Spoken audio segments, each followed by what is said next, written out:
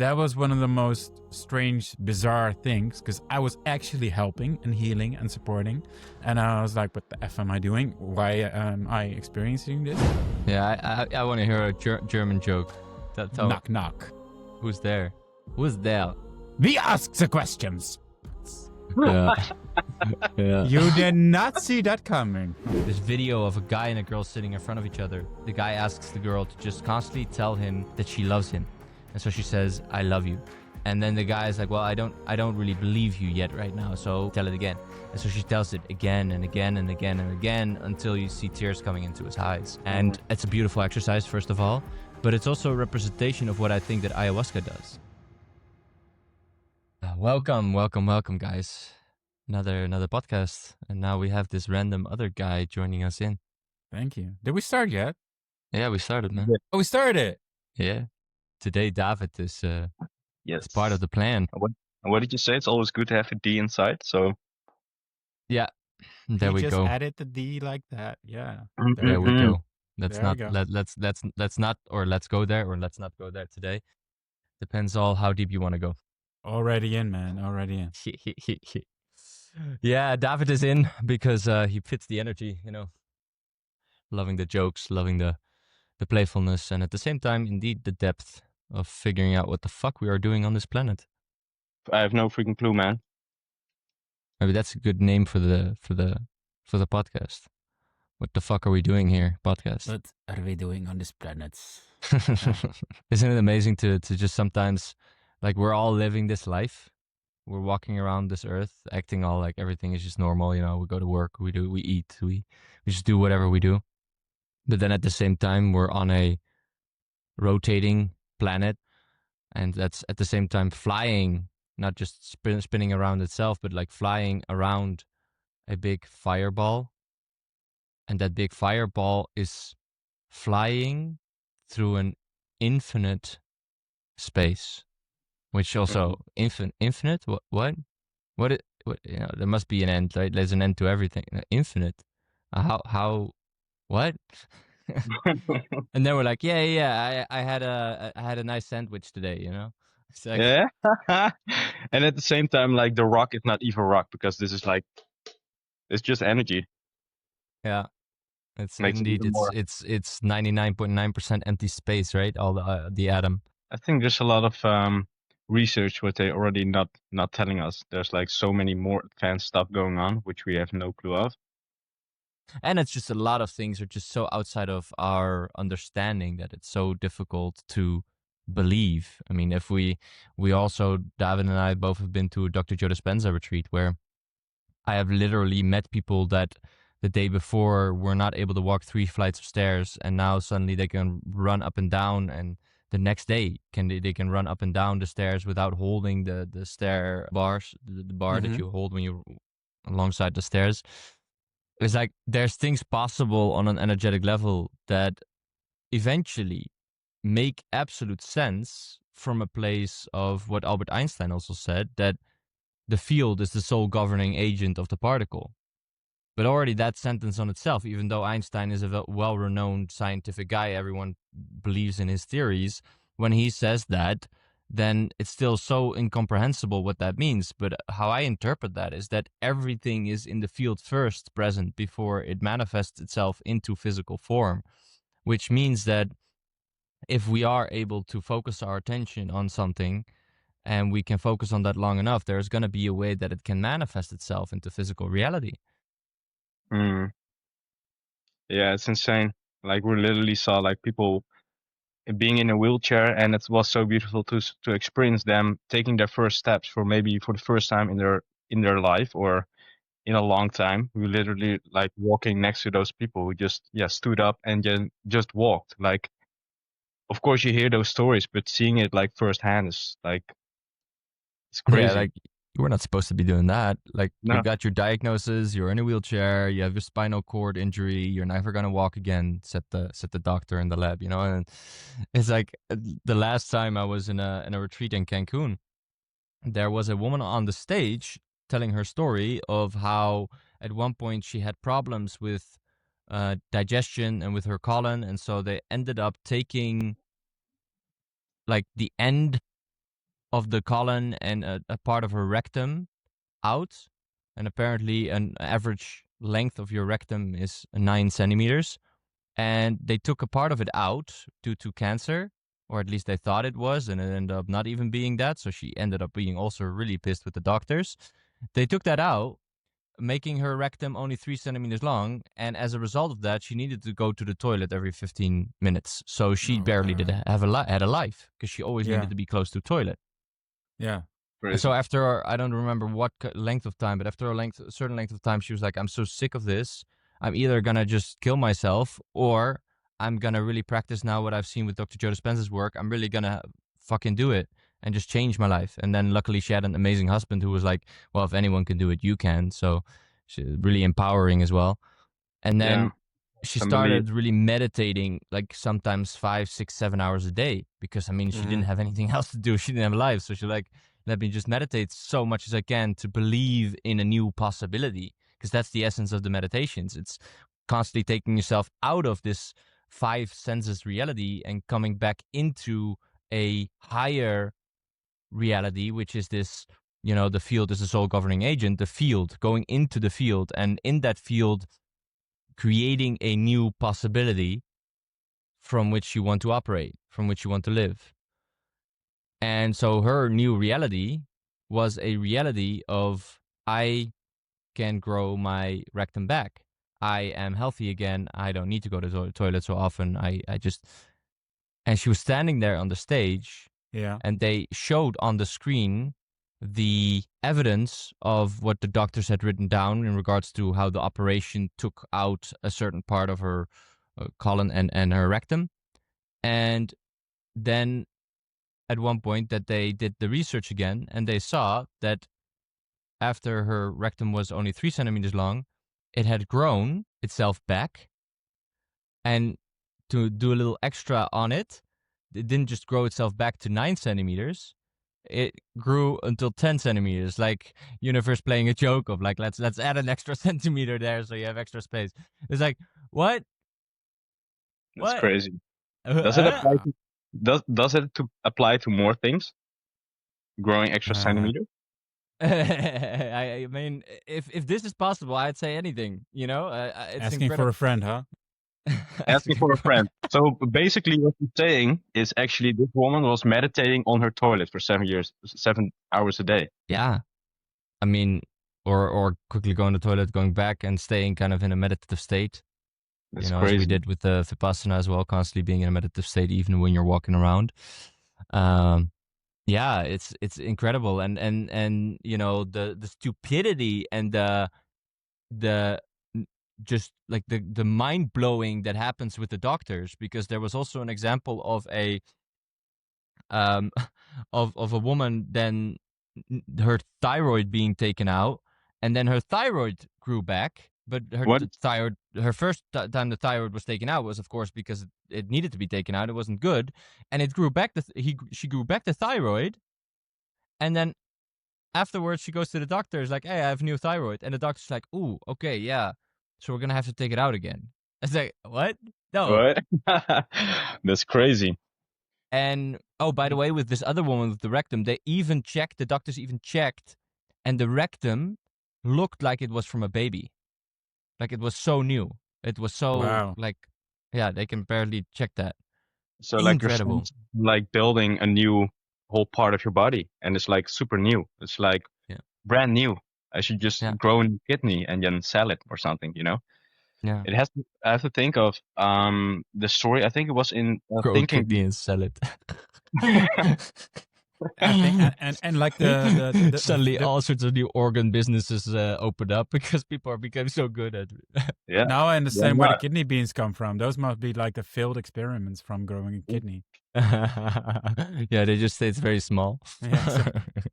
Yeah, it reminds me actually also on the story of I think it was in the book Think and Grow Rich. It was about a man and a woman get a child, and the child didn't have like eardrums or something. Like physically, it was impossible for him to hear, so he was deaf. But I can't remember if it was like one ear or 2 ears.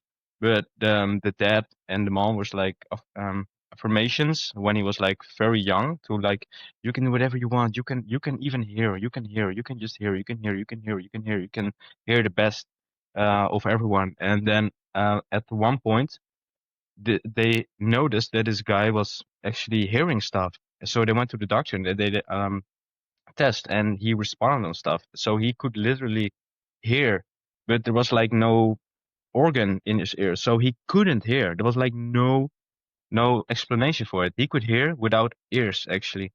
So that was also next step. Wow. In, Wow.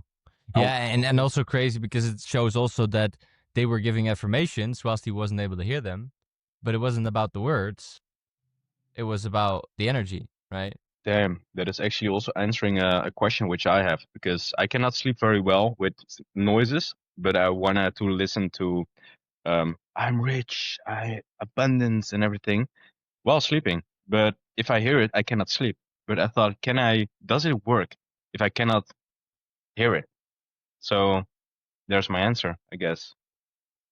That the I'll just put it vibration on. still like Yeah, it's still enter on your tune. body. Yeah, probably. Yeah. Okay.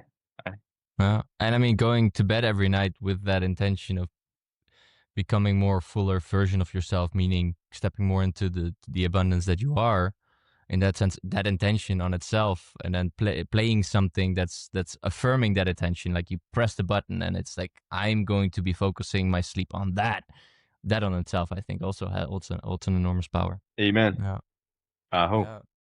But life isn't always that easy, right? Like how much we are constantly being distracted by, how you could say, this virtual reality experience, right? I mean, if you put on a virtual reality glasses, then that's all what you're in that moment just seeing and experiencing, and it's becoming more and more real right now, to the point where we're like fully immersed. I did it once, a virtual reality, for like 20 minutes maybe, and I took off the glasses and I really had to calibrate again. I noticed how my eyes were like, hey, this reality I'm in is somehow is fake, and I was a bit dizzy, and I was like, hey, I don't understand. Like, depth was different in a way, and we're being so immersed into this virtual reality called life, with its not just one sense, which is the virtual reality glasses that we can experience here, or two senses, because you can also put earbuds in and then you can also hear, but also like a haptic feedback, in that sense that you can feel everything. You know, all the senses are being spoken to the point that we are living this life on Earth thinking that it's the only reality that exists, whilst we have this possibility of connecting with what we call, indeed, like you could say, source or universe, or if you go a little bit more scientific, the quantum field, where everything resonates from and exists from. And then to build the bridge to today's topic, I think that what really can help with that is also having an ayahuasca experience, a incredibly powerful plant medicine, for the people that don't know, that really helps to get yourself out of this three-dimensional reality and pop into, let's say, a completely different reality, or maybe an overarching reality where suddenly you are experiencing much more, you could say, vibration and energy than you experience matter. I think that's a way to summarize it. And once you're in that experience, it really does give an amazing opportunity to also rewire and recreate all that you're sending out as frequency, because what we're constantly sending out as frequency, the field creates the particle, is what we experience in our day-to-day life. And if we're constantly reacting on everything that's happening around us in 3D matter reality, then we're constantly reaffirming the same thing in our lives. You know, the people that we don't like are telling us that, you know, that we're doing something wrong, and we are like, oh, why are they doing that? And we're focused on how annoying that is, and we're believing in lack, we're believing in limitation. But once we are actually able to step out of that reality for a little bit and tap into, okay, what if everything is possible, and we can feel that everything is possible as if it's happening right now, oh boy, life's about to change. Life's about to change. And I think that it's about consistency. It's not about just having an ayahuasca experience. It's about integrating it and believing it on a visceral level, so that you start acting like it on a day-to-day level. but that ayahuasca experience can be a powerful instigator, a powerful inspirator in the beginning to get yourself into that flow state. And I know that both of you have experienced the beautiful medicine. As you, for the guests that don't know, I host them myself. These experiences, and then when I host them, when I guide them, it's always important to have other people there that are also supporting. And then I have these two beautiful men that have both attended and supported ceremonies with me before. So I thought that would be a really cool topic to dive into together. What do you guys think? That's a really, really, really good topic. The whole ayahuasca ceremony was, yeah, I think you can talk hours and hours and hours about it, right? It's life changing. For me, it was life changing. I can definitely say that. I don't know how that is, other situations for you, David. David, What are we gonna just do? David. Just David. Like a Dutch. Yeah, for me as well. It was life changing.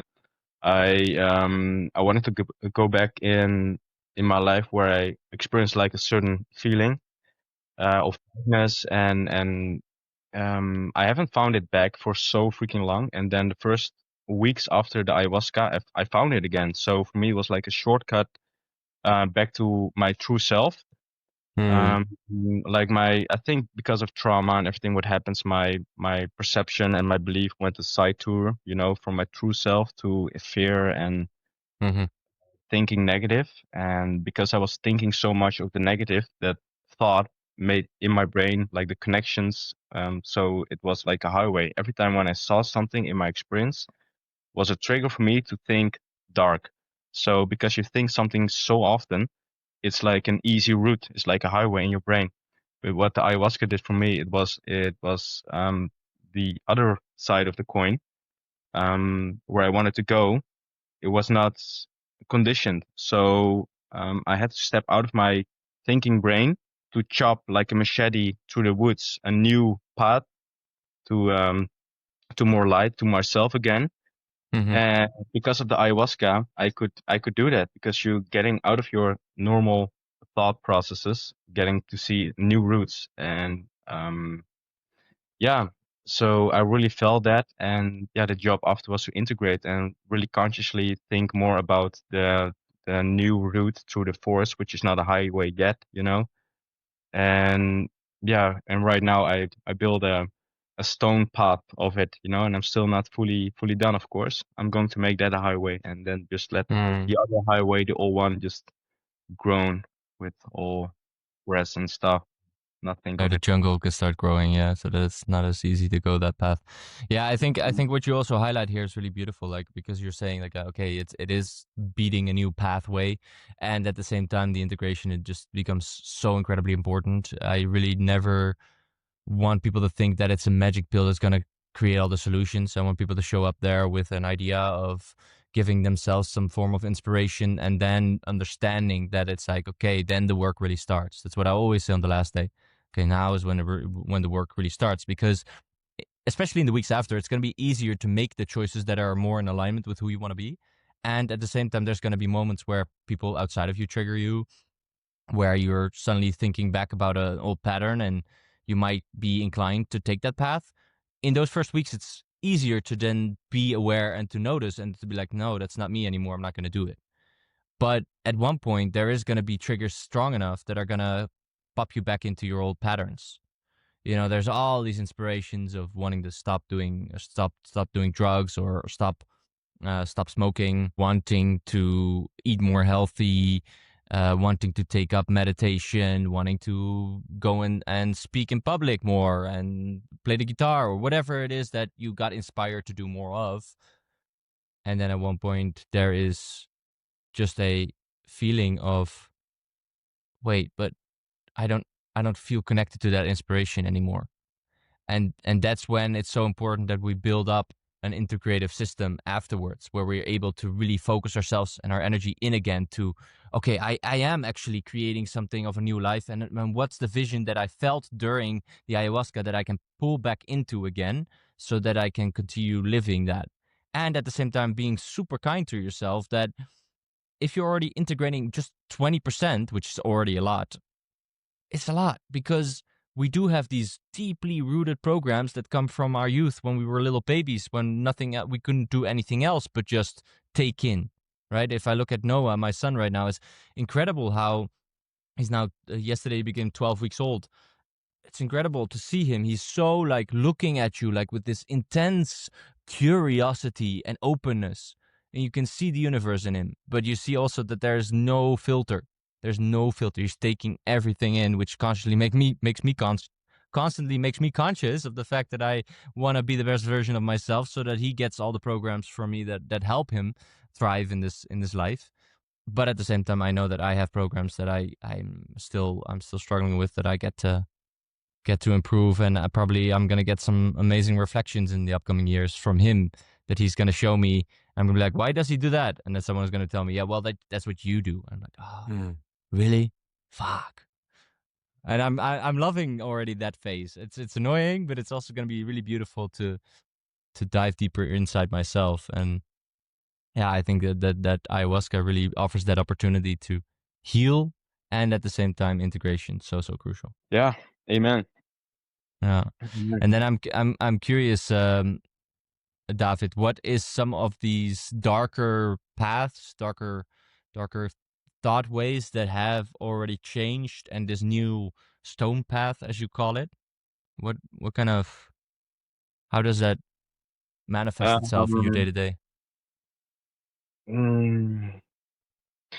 I think it's more like being more optimistic, you know. I was like, so I woke up and go to bed with the same thoughts, which were actually not nice thoughts. Like, I don't know, I can achieve more in life and I don't know how and I don't know what, and I'm not smart enough. You know, those simple thoughts were like constantly repeating in my mind. And through the experience of ayahuasca, I was like, oh my God, I had experiences where I was like everything. I was everything. I saw myself um, as an energy, a dark, yeah, not dark, but it was black energy behind my Pretty face. dark. Black is pretty dark. Yeah. Isn't black like all the color, or was it white? I don't know. Yeah, Yeah, maybe it absorbs everything, no? I think so. Like a black hole. I think you're right. I felt myself as everything and everyone, and just like compressed in one point of consciousness, which was my eyes. And then I was like, oh my God, I can do everything. I'm everyone, you know. If I look in someone's eyes, I see myself. And that was for so long, I integrated that thought every time when someone looks at me or whatever, I felt insecure. I was like, why am I insecure? Am I insecure what other people think of me? So actually what I'm insecure for is what I think of myself, you know? So I was really integrating that consciously for quite some time, that every time someone looked at me, I just saw myself. And if someone looked a bit funny or whatever, or my mind went into insecurity because I worked at the train and I'm pretty sensitive. So I was actually, all the energies I was absorbing and all the looks and everything, I was just making it mine, you know? So, and I realized also during the ayahuasca that I was carrying a lot of fear in my body. So I was constantly affirming my fear through others. Now I was like switching it, like, okay, but those others are me and they're just reflecting my fear and insecurities. mm, as I'm working on that and just know it's not true. And Yeah. it's just, they're there to show it me, to help me actually. Yeah. Some people just never see that, but I saw it at that moment. Like the reflection in my outer world is just helping me. So looking at it like that helped me a lot. And that is, I think, like the biggest switch. I think that's really beautiful. I mean, how powerful is that all this kind of shame, I think that there's going to be people resonating with that they're going to be experiencing shame in certain moments, being afraid of what other people are constantly thinking of them, to the point that they are constantly adjusting themselves to be not themselves, but to be this kind of image that they think others want them to be in order to be loved.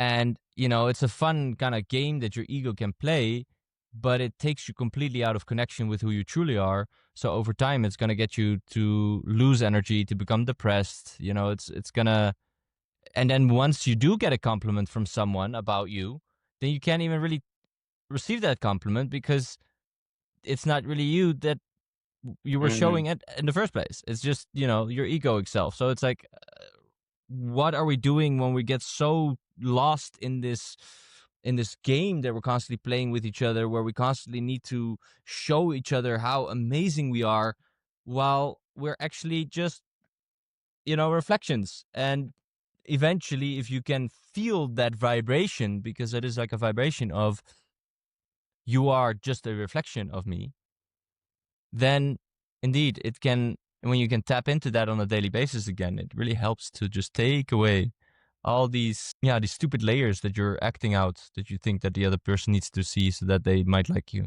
and you just become this authentic version of yourself. And I love, there's this guy in I think he lives in the US and coaches a lot of people, called Peter Crone, and I'm really deeply into his stuff right now as well, and I feel why he resonates incredibly with me. And the media has called him a combination between Buddha, Einstein, and Austin Powers. And That's definitely you. Yeah. that's, I resonate so much with that, and I feel like what I see him do when he's on stage, he really embodies that fully, where he's suddenly like, he's going so deep, and he's coaching people on the spot, and he's triggering them on certain points, and then suddenly there's this witty joke that just comes through from his Austin Powers side, basically, and you see that he really just doesn't hold to the standard in the room of how we're supposed to behave with each other, but just constantly like playing the Joker and just kind of like putting all sorts of little funny things inside there, and just breaking the pattern, basically breaking the pattern of how we think we need to be. Yeah. Scrumptious. Yeah, baby. Yeah, baby. Yeah, it's really incredible. I think it's really a beautiful thing to move towards by constantly being aware of, like, hey, can I just also in this podcast, right? We're now in a podcast, we're talking to each other. How much do we notice ourselves already filtering ourselves because we think about the fact that maybe people are going to be watching this, and what are they going to be thinking of it? It's sometimes subtle, it's sometimes more strong, but there's a level of it that it influences, right? And it's so beautiful when we get to, okay, nice, Ruben, with your little ego, you wanted to show again how amazing you are, how much you know. Just let that go, be here, and just let whatever wants to come through, come through. Yeah, that only opens up most of the times whenever like you ask me something, then that filter probably gets activated. So I feel that layer coming up, and then I feel like, okay, now here I am in the spotlight. Okay, so am I gonna act differently or not? Because when I'm listening to you, I'm just being my inner child. I'm just letting everything go. You know, whenever I want to move with my tongue in a strange way, I do that. Whenever I want to be like witty or crazy or what? Oh God, I have to think about that scene. Do you know the anchor scene from Bruce Almighty? Yeah. Where he takes over. Where he and takes my over. tiny little titties went to friends. I danced the cha-cha like a little girl.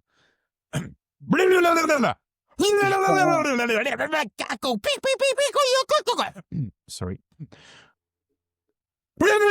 Now we have to turn your microphone down again a bit. That scene, exactly, that one. Man, exactly. I love it. Yeah. Just being so expressive, being so out it. Like, I mean, Jim Carrey is amazing, dude. If you listen to this, Jim Carrey, I love you, dude. Seriously. He's one of my idols when it comes to comedy and also acting, to be honest. And spirituality nowadays, let's be honest. Like, he has really come to a point where he also saw that reflection happening. Oh, yeah. That the outside world is nothing but a reflection, and then he started acting really weird just for the sake of it, I think. Just fuck around a bit and just testing the outside world. Yeah. Like really, like saying this is not real, and then touching himself, and this is just a game, and people really thought he was losing his mind. Yeah, Well, that actually, becomes the narrative then, right? Oh, he's going crazy, or are we all crazy? And he's actually figuring it out.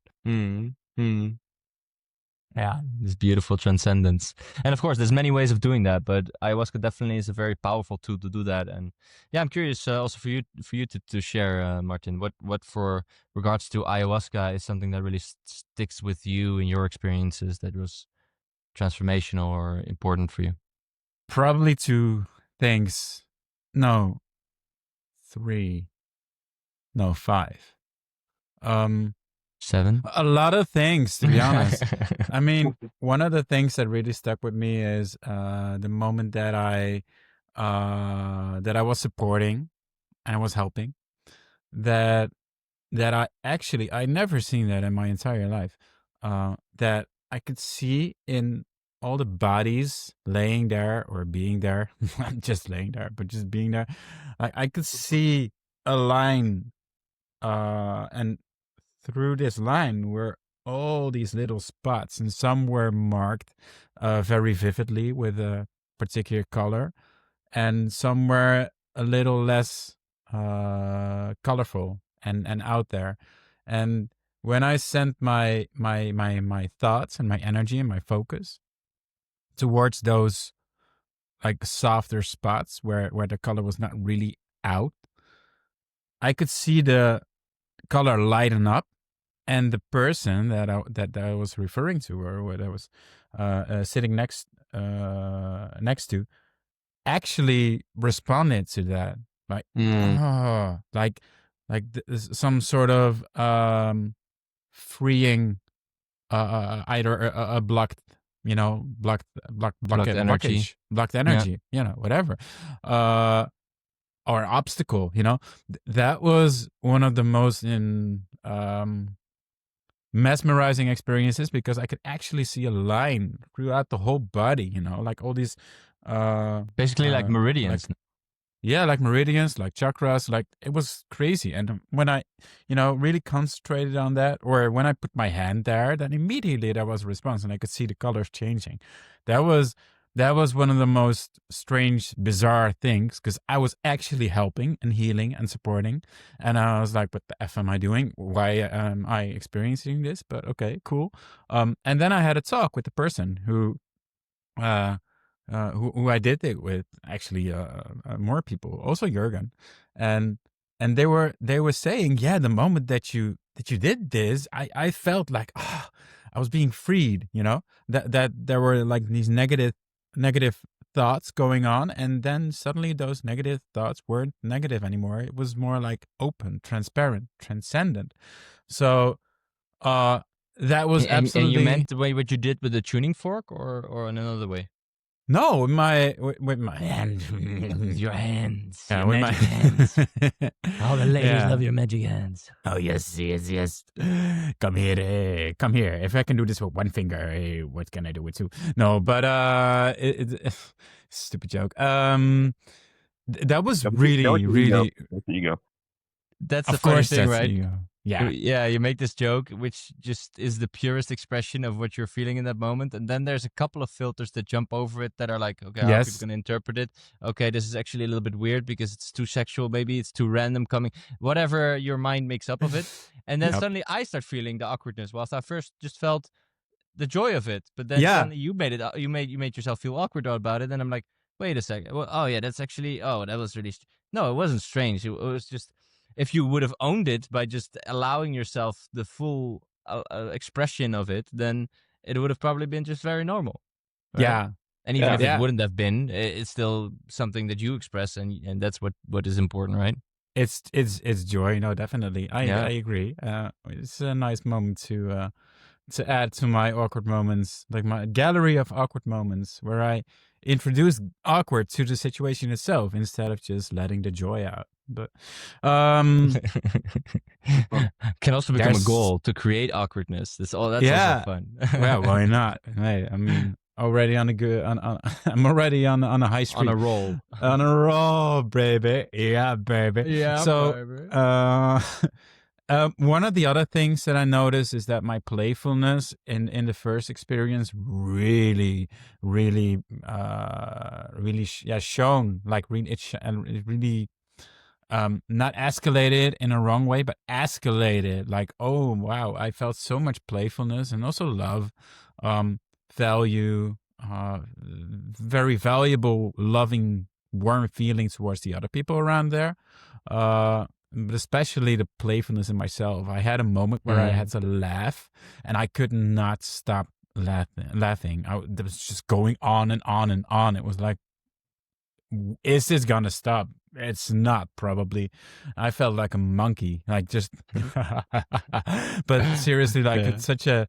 I don't know. That was not like a laugh. Like You were sitting on that beanbag, right? Yeah, I was sitting on a beanbag, and that laugh was just like. It was like that. It was monkey laugh. So, but it was beautiful. That was just so funny. I just couldn't stop laughing. So yeah, that and the fact that I could be supportive, like the second time that I did, like really be able to be there, really in the supporting role, and not put myself out in the spotlight. I mean, I also loved our. Damn it, I'm going on and on and on. Okay, this is ego again. I also loved Nice reflection.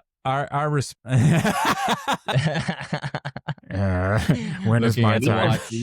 Come on, Martin. It takes you so long. There was one moment that we had like this conversation together, in like snake language, which that was absolutely one of the highlights. Oh fuck yeah!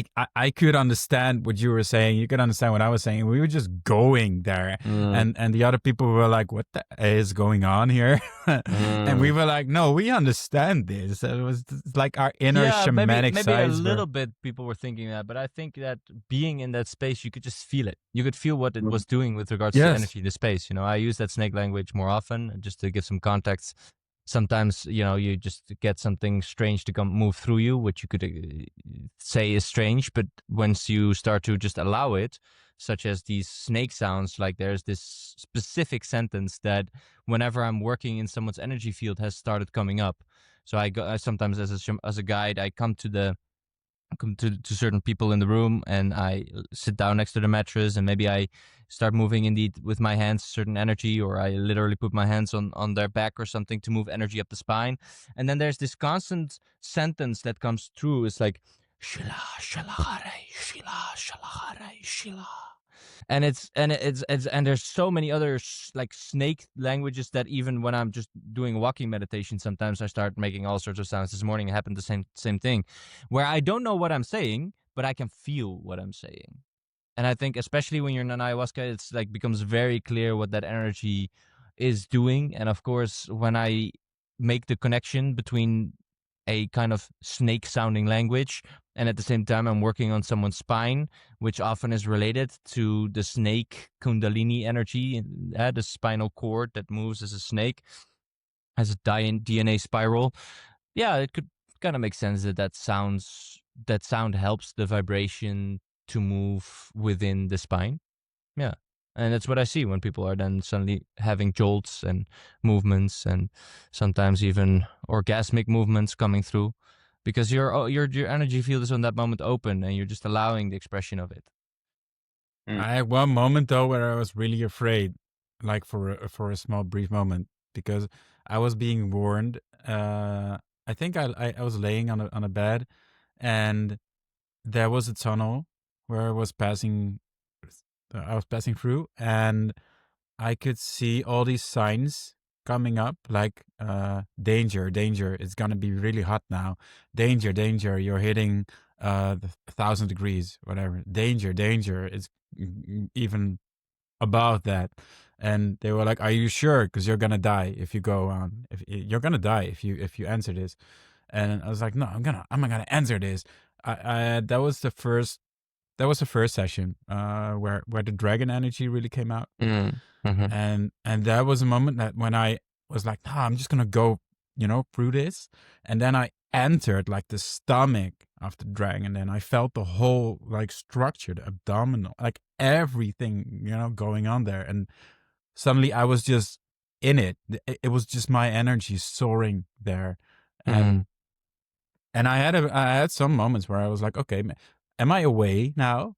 Are they are they trying to wake me up, or are they, trying to, I don't know, get me to the hospital or whatever? Am I dead? Am I, fixing my own like funeral now? What's going on? So this was when you were a participant or also guiding participant, right? Participant. Yeah. Yeah, Okay. the first one. And Yeah. then during, like, so during, in that moment, you just really had no idea what was going on in the 3-dimensional reality, and you were kind of asking yourself, am I dying right now? Am I being taken to the hospital? What's going on? Yeah. Whilst you were Yeah. so vividly in the reality of being inside the dragon's Yeah, body. I saw some images where like my grave was coming up and stuff, I Oh, was shit. like, okay. So I see my letters on the grave and I was like, okay, well, Maybe maybe it is like that, but I'm here, this is me. So if I have to transcend into this majestic creature that's like somewhere else in a galaxy I have no idea of, I just want to soar right now, Well, really respect for you to be able to really feel it like that, because what you're talking about is an ego death, and the ego death, feels like an actual death. And of course, as soon as we go through actual death, or we believe that we're going to die, there's so many things that can start coming up to process and to feel. Wait, I don't want to die. I don't want to go. I want to still experience this earth, and I want to experience this identity called David, Martin, Ruben. I want to be like, no. And then there's this resistance. I've had moments where I've gone so far that I also completely was about to lose myself, but then at the same time couldn't really let go, because I felt so much like, if I let go, maybe I will die, maybe I won't be here. Like, not as a theoretical kind of, oh, that's just ego death. No, in that moment, it's a visceral experience of, I'm actually going to die now. Am I okay with that? No, I'm not. And then the resistance kind of kicks in. But once we do let go and are able to go through that, you can empower something like that dragon, which, then can have an incredible impact on being more free within your life as well. That's incredible that you could really think those thoughts, like maybe I'm going to transform in a creature or something. Maybe you're actually a phoenix rising. That is true. I can also remember my experience with that, but I was so afraid. That was so scary. You Yeah. can Well, remember tell maybe, me. Ruben? Yeah, definitely. Funnily enough, you guys were even laying on the same spot. No way. That's so cool. Weren't you like super afraid, Martin? No. You were not. No. I was like, this is me. Yeah. Me being a dragon. This is me. I have to be here. I was like, like just damn, it was such a beautiful experience. I felt so like powerful, but also vulnerable at the same time. I think it all That comes was, down to which level of trust we have in life and in the universe. And once that trust gets deeper and deeper, which I think we can build up through being connected to our hearts, because that's that infinite pool of unconditional love, then we can ride that wave and just go with wherever love wants to take us. But as soon as we have these programs still there that are saying like, it's not safe, which probably is just a projection from your past, your childhood, as something as well that could come up, then in that moment, it's the most scariest thing in the world that is so difficult to let go into. Yeah. Yeah, and really go into trust, that's actually so good subscribed, because I think, like I said, that fear from my childhood, I was laying there and I felt like losing my mind, like literally. I had no clue where I was, what I was doing, happening. What it reminded me of was someone who is very dear to me and close. He is actually schizophrenic, and it's due to the think, and probably also it has a big thing to do with it, that he was using a lot of drugs. So I think there's still some connection in my mind with drugs, and even weed. I tried some weed, but I'm so afraid because I just don't have control. I don't know where I am. I don't know what I'm doing. I don't know what my next thought is and how it will behave. So I was laying there, and I literally thought, okay, I'm going to a mental institution just as that person. So I was so afraid. I just couldn't let go. I was holding on to it. I was actually grabbing my hair, like, am I still alive? Where am I? And I was like so trying to remember what was going on. I just couldn't even remember where I was, what I was doing. If is this ayahuasca? What is ayahuasca? And then at one point you were like drumming the drum next to my head, and the music changed, and it felt like a breakthrough. Ah, I can remember. This morning we were drinking tea. Oh, I'm here. Yes, I'm still alive. And that, I don't know, it also felt like I had to remember where we were, what we were doing, or else I would just go to a mental institution. So that was so scary. Mm-hmm. Yeah, and just for the record, for everyone to know, it cannot happen when you take just ayahuasca. Never combine it with any other drugs. That's I'm definitely gonna say that. But if you're just taking ayahuasca, it is impossible that will happen. But in that moment, of course, it feels so incredibly real, and then to be able to let go is so difficult. But at the same time, there's also always a gain from it, I feel. Even if you are not able to fully let go, I noticed once that I had that. And what we're talking about right now, by the way, is really, I feel like the end of, I would call the end of consciousness, where the new, where we dive into completely new space of being. And it is something that we do not experience in most ayahuascas. It is something that really comes when you're really deeply in. I know that for both of you, I also saw that the amount I could pour based on who you are as a person is a little bit higher, so that you could have that journey. Martin, because of your incredible trust in life. David, also because you just had a lot more experience already. And then I could notice that, sometimes I'm being guided to do something like that, to really give that experience of going so far out to really get to the edge of yourself, so that you're confronted with the deepest fears, but also get to appreciate life. Right? If you go so far that you really just don't know anymore, and even if you were not able to let go, you suddenly have this appreciation for life and for earth and for matter and for everything being so steady. And I think that is an important element to learn, because whilst we, especially in spiritual world, love to go out and upwards and connect with 5-dimensional reality and all the spirit beings and all these kind of things, whatever that is, eventually I believe 100% that what we're here to do is to integrate everything within this physical frame. You're like And to really subscribing. respect this physical frame, and to really ground ourselves also more, and not always try to fly out, but to be like, I love being on earth. I really I love the fact that if I walk into the next room, the room is just always going to be the same room. It's not just going to, like in a dream, that it suddenly just changes, or that you're suddenly somewhere completely different. Whilst I'm saying that, I'm remembering the kind of nightmare I had last night, which is kind of funny. But David, you were also in it, and we were about to fly somewhere, and we were waiting for the flight, and in like the terminal, and then suddenly I realized that I had lost my phone and my wallet and my passport. Then also my keys, and we got my phone, wallet, passport, keys. Phone, wallet, passport, keys. Little Adam Sandler joke. But I lost all of it, and I was in that dream really like, fuck, but in order for me to fly, I need that stuff. So I was like running around trying to figure out where it all was. And then constantly the space was changing, and I just couldn't remember where I last left it. And it's so nice that in this 3-dimensional reality there's some chronological time. I can take a moment to sit and to think, where was I before? Where could I have left it? I couldn't do that because I was just in the terminal and there was no before. I was just that was the only place I was at. And right, like how Inception also does that. You're suddenly there, and suddenly Definitely. you're there. And that during ayahuasca, it can get sometimes to that point. Like I said, for most people, for most experiences, it's not going to be that intense. But if you come to that edge, sometimes it is like the balance between insanity and geniusness is, two sides of the same coin. And so you're incredibly high in consciousness, and at the same time you're like, what's going on, and don't understand what's going on anymore, because your ego is constantly trying to grasp on its Mm, reality that it's experiencing. But if you're yeah, shifting into 1,000 different realities in 1 second, it's really difficult for your ego to kind of get it. I had no clue.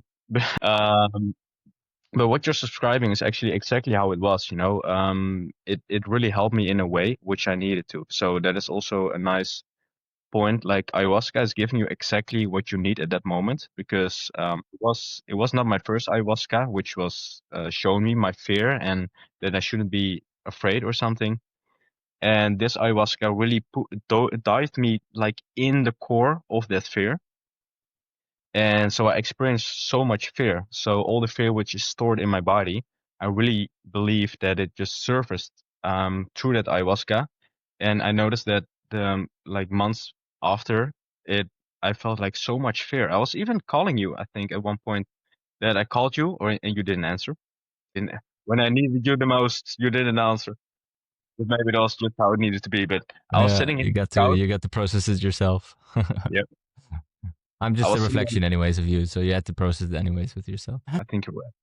No, I was just sitting right here on my couch and doing absolutely nothing instead of eating. And I think I watched something, and I felt like such a fear coming up.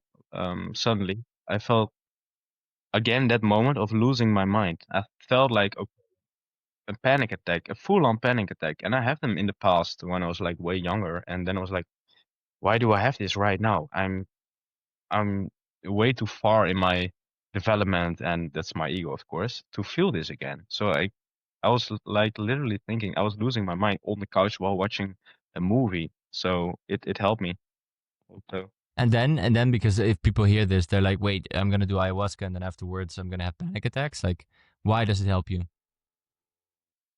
Well, of course, I couldn't see the point of it back then, but I think for me it was just important to feel the fear, and to by feeling emotions, you can let it go.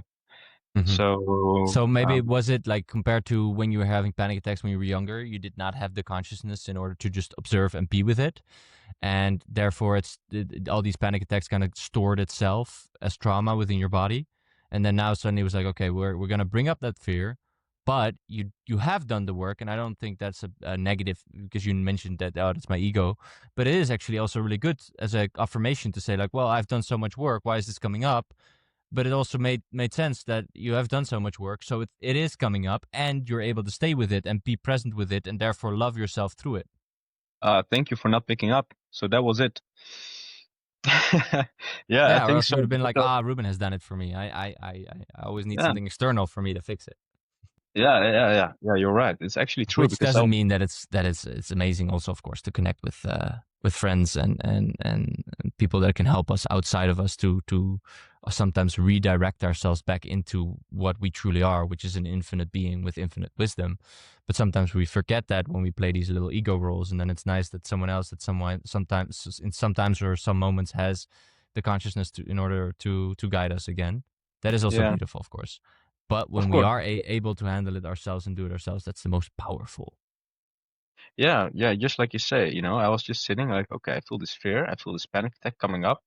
I'm just going to do a breathing exercise and just feel, just let it go, let it pass. Yeah. Yeah. And afterwards, that was like really powerful, just like you say. And afterwards, it didn't happen again, and I feel like so much more confidence, and all the fear, or all the fear, maybe not. It's just it's so much less. It's so much less, and it's not a conscious thing, having fear in your nervous system. It's just something which you have from your youth, like my parents were like divorced when I was so young, and there was so much chaos, and I just didn't understood things, and the outer world was just like danger. It was constantly it go from 0 to 100, and there were like fights, and I can imagine that remember that sometimes there were like um, plates falling on the ground, and it was Mm, so much super unsafe. Yeah. super unsafe, and it was not all the time. Like my parents are super loving, and I have like so much lucky with them. They're like the best. But at the same Just time, not always in combination with each other. nope. When you were a No. child. No, of course. When, I mean, and they also do the best. This is not to bash on them, right? Because they always do the best they can with what they have as well. But it is, and we've talked about this before because we have similar patterns in that regards, where we both, as a child, saw the dysfunctionality and somehow the unsafety, and then also somehow felt a responsibility to fix it, or to make sure that the energy is okay. Somehow that was part of us, and we therefore, you started hanging out being the clown, right? Making jokes a lot so that you could neutralize the energy and make it lighter in a way. Yeah. But then at Yeah. the same time, you were a lot doing that from a place of unsafety, and your Yeah. mind just needed to function to come up with all these things. And I read Will Smith's book. He has the same thing with his father being super abusive, and then him constantly just needing to be so incredibly focused and aware with his mind, which is not awareness in the sense of presence, but constantly observing and analyzing every single situation with your mind so that you can make sure that the situation stays safe, because there is a deeper rooted feeling of unsafety there. And we have a very similar story in regards to that, with my mom also passing away. But before she passed, I already made this decision, like, oh, my parents are not doing so well because they're really needing to take care of her. She already had cancer for 5 years. Let me not share my problems. Let me not share what's happening on school. Let me just be there for them, with them, see if I can help in any formal way. But it was eventually just not a role that a 6-year-old should take on, and therefore I took on a role of constantly analyzing, going in my mind, trying to figure out what's needed. And therefore, when I was older and I wanted to connect with girls, I was constantly in my head, and I was just at one point going more and more into depressed states, because that's what get in your head and you're dead. This sentence is just Yeah. so powerful. Just Yeah. really, it's all about returning back into that present moment and just like, okay, there's a lot of things that my ego and my mind wants to say and do right now. Thank you, ego. Like, it's not about fighting your ego. It's about thanking you. Thank you, ego. Thank you that you're there. Thank you that you want to be like that you want to help me in a way that you think is good, but it's actually not necessary. We're actually not unsafe. We're actually in a very safe situation right now. Can we just be present? Just let the higher self flow through in a way. Yeah. So beautiful. So beautiful. Well said. That is so true. And on the other hand, because of that, you also learn how to feel into other people and feel their needs. Like Mm-hmm. what I did was, like we talked before, like I felt into, okay, who does this other person wants me to be? So they like me, so I'm safe, you know? Mm-hmm. Mm-hmm. So, but on the other hand, you, especially if you're like high sensitive, you can really connect with people so good, and you can feel what they need, and you can give that to them. But then from a place of giving, and not because of, you need to do it because you're, or else you're in danger. So Yeah. of course, I believe like your soul goes to a place where he can learn, and he chooses his parents, in Yeah. his place where he is, so he Yeah. can become the person he wants to be, to learn the lessons he wants to learn in this life. So that's also beautiful. Instead of thinking, oh, my parents this or that, or not per se parents, but other situations, like, okay, I chose this in a way. Um, why, and what can I learn from this? And Yeah. so Yeah. we Yeah. develop It's a skills. beautiful. We Yeah, develop what? we develop skills in our youth which come from trauma, maybe, but at the same time, maybe you need those skills further in life. So that's maybe also why you're so intuitively and know how to help people, and we're so driven to do so much self development. And that's the reason why you are where you are. If you have like the perfect family and or perfect situation, then you're not. I heard like a person needs a sudden level of trauma to become successful in life. Not per se, but it helps. What do you think of that? Well, define success. Well, a success, I think it's always giving you that push when you're like younger to become more yourself, to look into the things in life which are not working, because you're constantly feeling a certain discomfort. So you're looking for it. Um, Okay, so there's a more success in a general sense, not related so much to financial wealth per se, but more successful in the sense of happiness then? of course Becoming that a is, happier person? of course that is successful.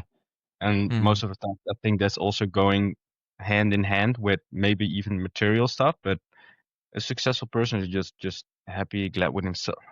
Yeah. Good question, actually. What is Yeah. success? Yeah, I don't know if I fully subscribe to the theory, because I have a son right now.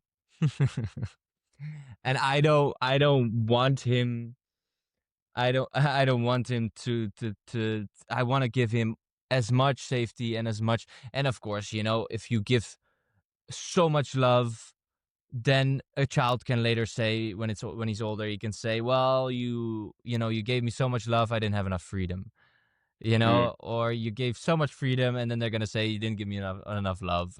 So of course there's always gonna be some form, but I do believe that it's very important to focus on having just created so much safety in childhood that we're just having a sense of, I feel safe in the world, and I create Yeah. from a place of curiosity instead of needing to overcome my pain. And I think it's just two different ways of doing things. And I think even for us, even if we have what we could say a decent amount of trauma due to these experiences, it's still, everything that we're doing is a combination of coming from wanting to heal trauma and pain, but also coming from a place of just curiosity and enjoyment and having fun, right? Mm. Yeah. Yeah. So based on this theory, somehow you say that if you want to give your child success and give him like all the possibilities in life and aspirations and make him grow and flow, you need to give him some trauma, Ruben. Give him some trauma. Yeah, so raise I him, don't. raise him with trauma, please. Then it's gonna be a successful kid. That's if that's what you believe, then that is some kind of conclusion that come out of that. So that's why I don't really subscribe to that, and I don't think it's necessary. And it's also so difficult to see what success in the sense of happiness really looks like per person, because we only have our own experience, right? So that when other people are, maybe not so aware or conscious, or they're just living their life, living a 9 to 5, and there's a lot of judgment that sometimes can occur from a more quote unquote conscious or spiritual perspective. But do we actually know if we're happier than they are? Like, Mm. sometimes ignorance can be bliss. Maybe sometimes just, being satisfied with a very simple life is really beautiful. Like if you're just, I don't know. I see these guys driving these lawnmower cars, and I'm like, that sounds also like a really cool profession. Like you're driving over the lawn, and you're like satisfaction of just having that grass go.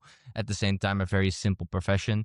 I probably couldn't do it for my entire life, but I would be okay trying it out for a week or something. But if you can really just enjoy driving that thing, and you're just super present with it. That's a beautiful nuance actually.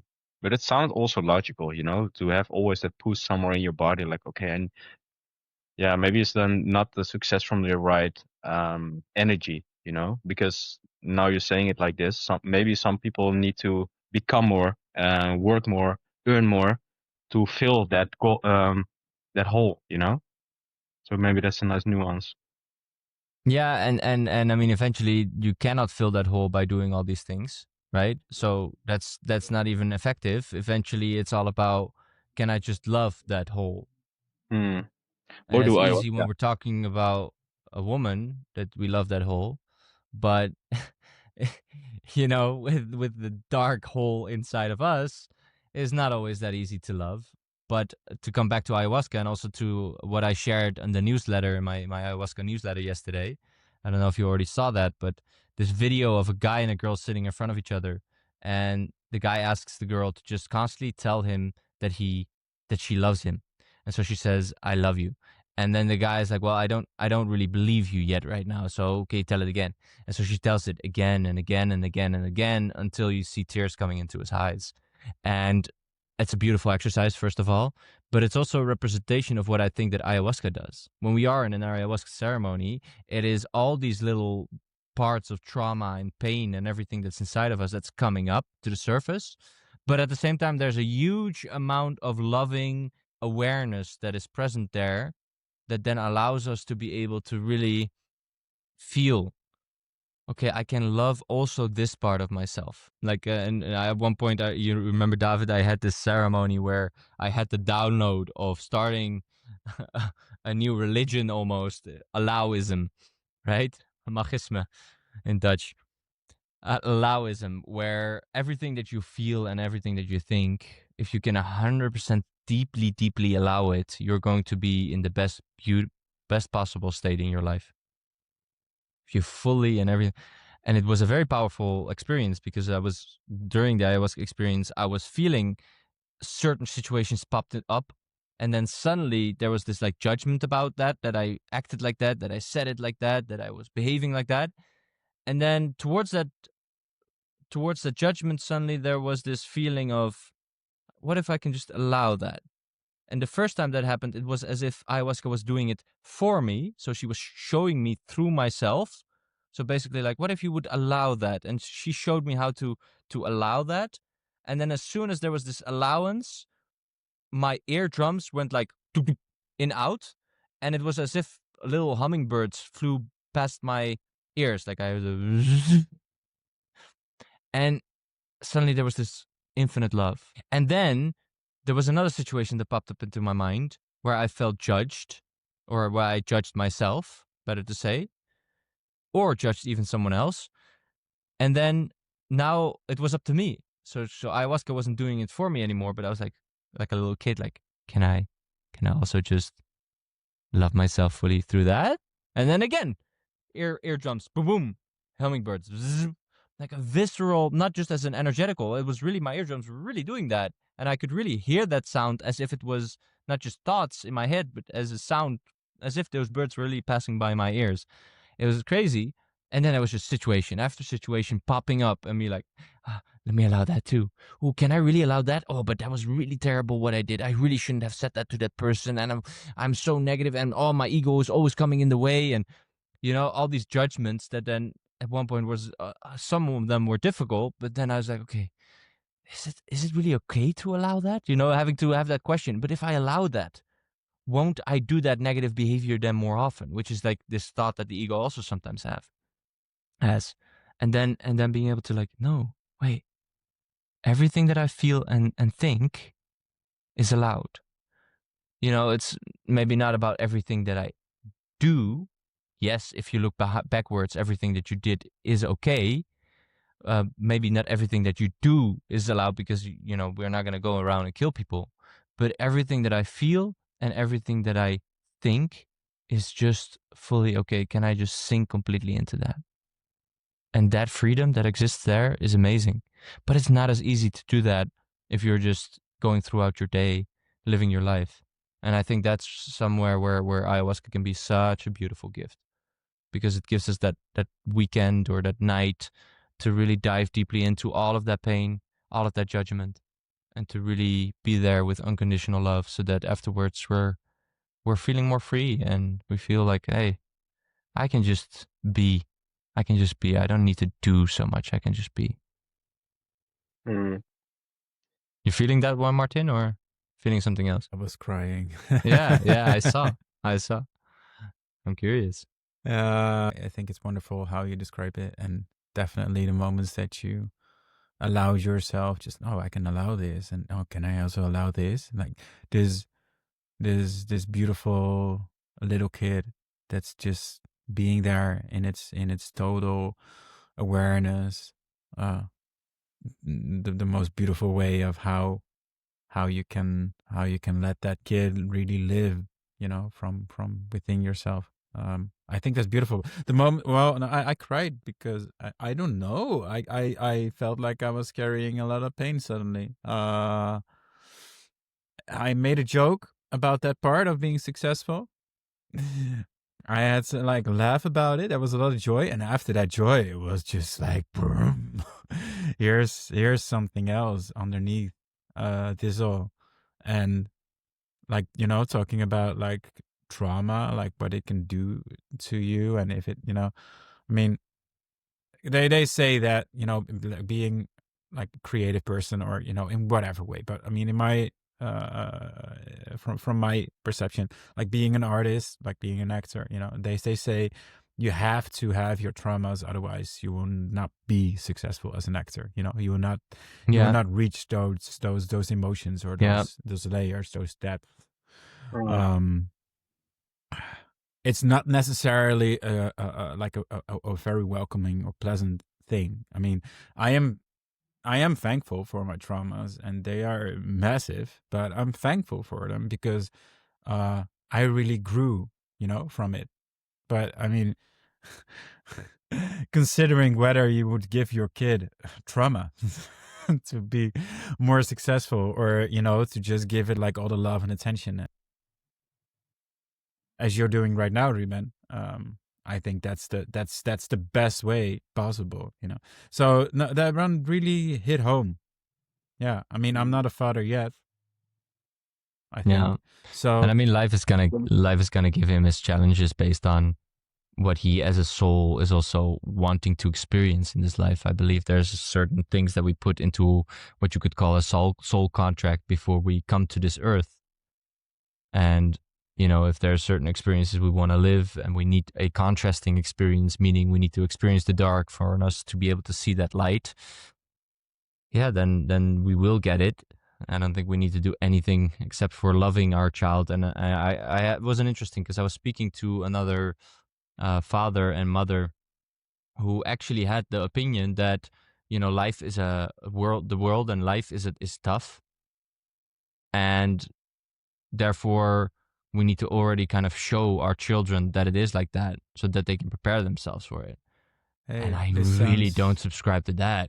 Yeah. That was like, I heard that, I was like, what? Oh my God, that is definitely your own trauma that you're projecting onto the world and now onto your children as well. I 100% believe that if we do the utmost best to give as much safety and security to our children, especially in the first 7 years of their life, because then they're fully taking everything in. And then after that, they're becoming more of themselves. But then it's going to give them all the ability to handle their trauma because they have a deep-rooted sense of loving inside of them that they can fall back upon. I'm curious because I mean I believe you shared this with me, right, prior to this podcast. If I'm correct, that it's about the person that So did you actually had a conversation with him since then? Since then. No, I mean the conversation was basically based on how they see the reality and how they see the world, and you did not feel like any necessity to. Well, if I would, reality, then this kind of conversation would be something that we would be having in person. And since I live not in the Netherlands but far away, then this wouldn't be the right moment. And I think that I want to have the conversation with, and I don't want to mention names, but I want to have the conversation with the mom just first because I have a stronger connection to her, and then we can go deeper into what the underlying emotions are. But at the same time, I need to first check with her if she's even willing to explore that space, because if she's like, no, but that's just how I see it, then I have nothing to say. That's just her reality. And then eventually you could say, well, that's then also what their children need to experience in this life, right? But that is after the fact. It's too easy to say, well, that's just what you were supposed to experience. No, like I got betrayed by someone and I felt incredible pain, but actually I was covering it up with saying, well, I'm just supposed to be experiencing this. This is what my soul chose to experience. Then it just becomes a sort of spiritual bypass and my ego is making a story. Whilst in that moment, I was actually just fucking angry and I needed to first be angry and release that energy before I could actually go into a higher realm of seeing how it all fits together. So I also don't want to use that sentence too often because in the moment, we always have a choice. And, to then say, well, this is just what they're supposed to be experiencing is sometimes taking away from our determinism to be able to say, I want to change this. I don't want to do it like that. I want to do it differently. It's the same shit as, like people saying, well, this is just who I am. This is just how I was raised, Well, I mean, why do you do that? Well, that's just who I am. It's just who I am. It's just who you are. I mean, come on, everyone can change if you got some balls, or well, I mean, whether you're a man or woman doesn't matter. But energetic balls. Energetic balls. Those, best balls possible. And maybe change is possible in every possible moment, no matter how hard the situations are, no matter how dire the consequences. I mean, if you really want to, grow and outshine yourself every given day, every given opportunity, there's always a gap for it. Yeah, I mean, what's the alternative? What's the alternative? The alternative is that we just continue projecting all our problems out onto the outside reality, saying that it's not our fault, that it's this thing and that thing, and I cannot change and I cannot do a thing about it. So I have to just be here now, and it's what it is, but it's terrible at the same time, and I hate it, and I'm complaining about it every day. Yeah, you can choose that reality, but it's still your choice, but it doesn't seem that fun. Are you gonna do your Maybe, rest of your life like that? yeah, It's got to like be a no. burden, right? But I think maybe it's people say like you need a certain amount of trauma to become successful. It's like more likely people change within a certain amount of trauma because they yeah just like I no more, no more. And if you're like living a very comfortable life, not saying that everyone who has or that it's only happening when you have a lot of love in the past, but if you're like not happy with where you are right now, you're more motivated to change. Mhm. And maybe that's more better well said. And it's more likely to change with a certain amount of trauma because you just don't feel like crap all the time and you like looking for answers. If we want to talk about this, philosophically, theoretically, it can be very interesting, but let's take a look at practical application into life, because Yeah. that's eventually what matters most. And if you believe that you need trauma in order to be successful, then you can use that as a excuse why you're not. And or you say, okay, I'll have to gather more trauma in order for me to become successful. I mean, that's what I see as possibilities. Whereas if you're just completely keeping that open and it really just doesn't matter, then of course, yeah, we can philosophize about the fact that people that have intense pain want to get rid of that pain. I see that also happening in life, where if we are kind of on our path in our life and we're going, so to say, off track in a way, then we're going to get some corrections from the universe. And the more corrections we get and we don't listen and we keep on going off track, the bigger the course corrects become. So first you might stub your toe, then someone might curse at you, but you just continue walking the same way. Then someone suddenly crashes into you with a car and you break something, and then suddenly your partner dies, and then suddenly there's this moment of like, oh, this is all connected. This was all happening for me to see that I'm actually needing to walk another path according to my soul contract, according to how my higher self was constantly giving me inspiration to make a different decision. Yes, in that way I could see that. And at the same time, still not needing to be that. And still, it can be just curiosity, and curiosity just leading you constantly into a new paradigm and being like, oh, what's on the other side of this? Oh, and what's on the other side of that? Oh, and what can I learn there? And what can I do? Ooh, I feel a little bit of fear. Let me just, out of curiosity of just whatever that fear is, doesn't matter. I just want to break through it.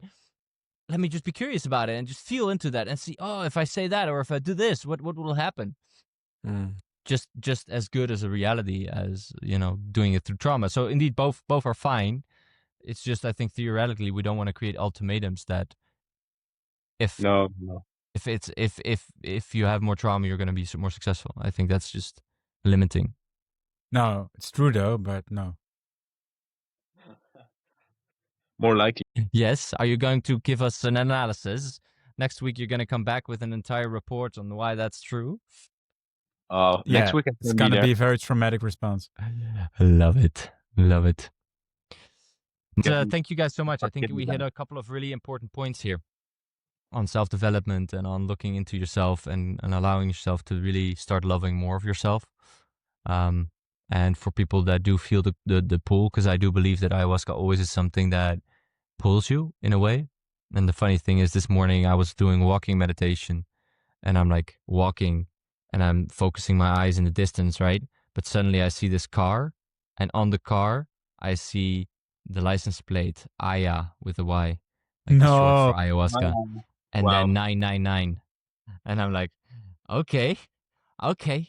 And I was just before that, I even during the meditation needed to get myself out of thinking about ayahuasca, because I was thinking about it for some things that I'm developing also an entire course for integration, since that's so important. So I was thinking about that, and I was like, oh wait, I'm meditating. Let me focus here. And then I suddenly look, and I'm like seeing this Aya 999. I'm like, it's If definitely in that's not a alignment. sign, I don't know what is. Right, but that's a fun sign.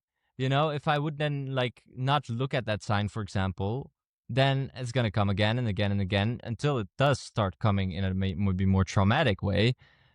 But let's just look at the signs right now from the place of like, oh cool, that's showing up in my reality. Oh, I'm seeing that 2 or 3 times right now.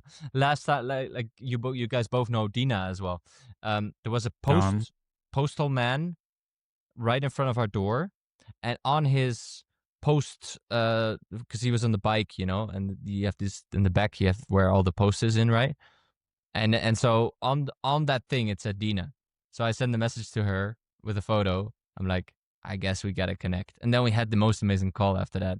So and yesterday, also another thing yesterday, I dreamt about this girl that I was in school with 10 years ago. Never spoke to her again after that. But I dreamt about her and she was in need. She was in need of something. But I couldn't for the life of me remember her name after I woke up. I was like, I need to reach out. I feel that. I don't remember her name. Later on, I'm in the Ayahuasca group adding some more people into it, and I needed to add someone with also the letter L as the first name. And who do I see? Leonore, who is this girl. I'm like, that's her. That's the name. I'm like, thank you. Thank you. Okay, I'm definitely sending a message. So I just send a message, even though I haven't spoken to her for 10 years, even though it's going to be maybe weird because she's dead back then. She wasn't at all spiritual. So me expressing, hey, I don't believe in coincidence. I'm just going to reach out and say hi, whatever that needs to be. I'm just doing it because I'm feeling the pull. I'm feeling the calling, and we'll see.